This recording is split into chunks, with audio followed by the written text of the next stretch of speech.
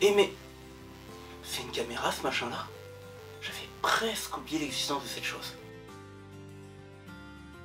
Hey, salut la sphère, j'espère que vous allez bien. Comme vous avez pu le voir, je ne suis pas mort. Et on va reprendre les vidéos tout de suite avec une petite vidéo que vous m'avez demandé, la FAQ.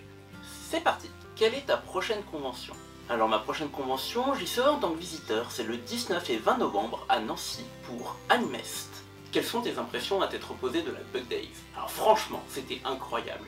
On a vraiment une équipe de staff au top, aux petits soins, avec une ambiance de folie. Puis en plus on a eu des volontaires géniaux, des volontaires incroyables. Vraiment, c'était que du partage, que du bonheur, la folie, c'était génial. Plutôt sushi ou saucisson? Ah, pour moi le choix est vraiment dur parce que j'aime beaucoup les deux, mais si je devais en choisir qu'un, ce serait les sushis. Penses-tu reprendre les vidéos et quels sont tes projets? La réponse est oui, je compte bien reprendre les vidéos. Après un petit moment d'arrêt, un gros manque de motivation, je suis enfin relancé et je tiens vraiment à reprendre la chaîne en main. Je ne pourrais pas vraiment vous parler des projets que j'ai en tête, mais ce que je peux vous dire, c'est qu'il y aura de plus en plus de contenu, de nouveaux contenus, de nouveaux concepts, pour vous proposer des choses encore plus qualitatives.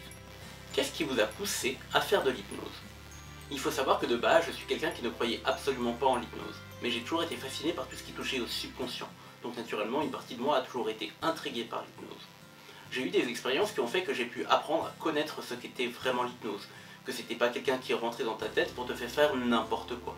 Du coup, de fil en aiguille, après 2 ans de pratique, j'ai décidé de lâcher mon métier de photographe pour me lancer pleinement dans le spectacle. Quand avez-vous commencé? J'ai commencé l'hypnose au début de l'année 2016. Hypnose de spectacle ou hypnothérapie? Pour moi, le choix vite fait, c'est l'hypnose de spectacle. Parce que franchement, il n'y a rien de mieux que de sortir de son spectacle, de voir des volontaires qui ont vécu une expérience de dingue, une expérience incroyable et avoir des étoiles plein les yeux. Un souvenir insolite lié à l'hypnose à nous raconter. Ouais, j'en ai bien un qui m'a beaucoup marqué. Je travaillais encore avec Christophe à cette époque. Alors on est invité pour une prestation, c'est un anniversaire. Déjà on met 1h30 à y aller, c'est perdu quelque part en plein milieu de la montagne.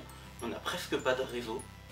On arrive, le mec qui fait appel à nous, il nous accueille, puis il nous explique un peu les choses. C'est là que ça devient drôle, c'est qu'en fait, c'est nous la surprise. Les gens qui sont invités n'ont aucune idée de ce qui va se passer. Ils ne savent pas qu'il va y avoir de l'hypnose et ils ne savent pas que nous venons. Petit problème, c'est qu'ils sont en retard. Ils sont encore en plein milieu du repas. Donc on est en avance. Et il faut absolument pas gâcher la surprise. Du coup, le mec, il nous descend à la cave. Et c'est ça, il nous fait patienter pendant 3/4 d'heure à la cave. Parce que du coup, il faudrait pas que les gens aient des soupçons sur ce qui va se passer. Il faut que ça reste une surprise. Du coup, nous, on est là en mode, ok, bah voilà, on est invité, mais c'est nous la surprise, et on attend à la cave. Mais voilà, c'était le petit truc insolite, plutôt drôle qui nous est arrivé et qui m'a vraiment marqué. Mais en tout cas, ça a été une soirée vraiment chouette par la suite. Quelle est selon toi ta meilleure expérience en tant qu'hypnotiseur? Alors très certainement pour moi la meilleure expérience c'est ma toute première séance d'hypnose réalisée dans la rue. D'ailleurs c'était ma première séance d'hypnose tout court. T'es là, tu sais à peine quoi dire, tu sais pas comment ça va fonctionner avec ton volontaire, mais tu y vas.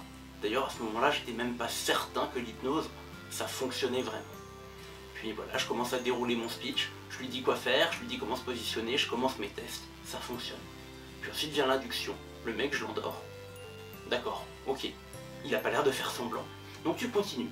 Tu vas jusqu'au catalepsie, puis l'amnésie, les hallucinations, tu lui fais voir une licorne dans la rue.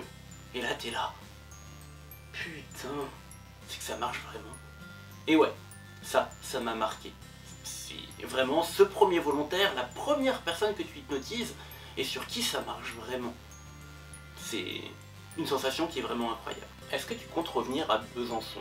Oui, c'est prévu, ça fait déjà un petit moment que j'ai envie d'aller faire de l'hypnose de rue à Besançon, mais j'en ai pas encore eu l'occasion. Mais maintenant que les gens le demandent, pourquoi pas? Ton hypnose préférée que tu utilises le plus? Alors je pense que tu voulais dire suggestion. Et si c'est ça, ma suggestion préférée, ce sont les retrouvailles. J'en ai déjà parlé dans une ancienne vidéo. Mais en soi, c'est une suggestion qui est très difficile à jouer. Les émotions sont présentes, et en général on assiste à quelque chose qui est vraiment, vraiment touchant.